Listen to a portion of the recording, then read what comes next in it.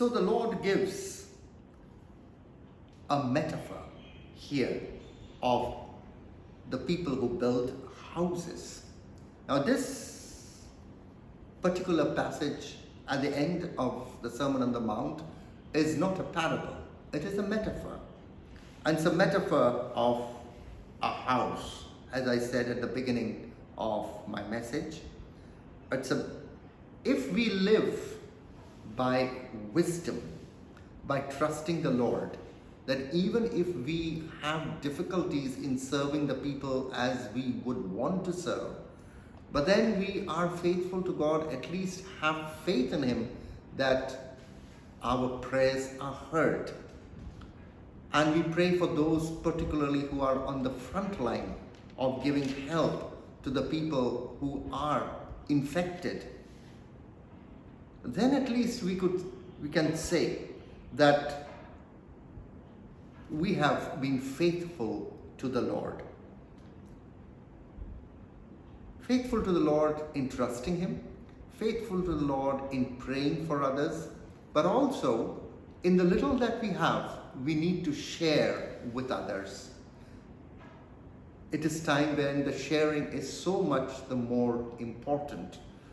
To identify people near and around, identify the agencies that are working among the poorest of the poor, whether people, their needs for their food is being met. So obeying the Lord. So the whole Sermon on the Mount is the balance between obeying the Lord and in trusting the Lord. To trust the Lord and to obey the Lord. So both have to go hand in hand. So a wise man, he has lived by the wisdom of the Sermon of the Mount, is like the one who has built his house upon a rock. And then the rain fell and the floods came and the wind flew and beat upon the house, but it did not fall, because it has been founded on the rock. Now, the image of the rock is an Old Testament image. In the Old Testament, we come across the phrase or the metaphor of the rock.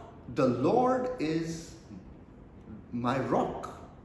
So God is compared with a rock, which is very dependable, very stable, and when the waters and the floods come, they change their course when they hit the flood.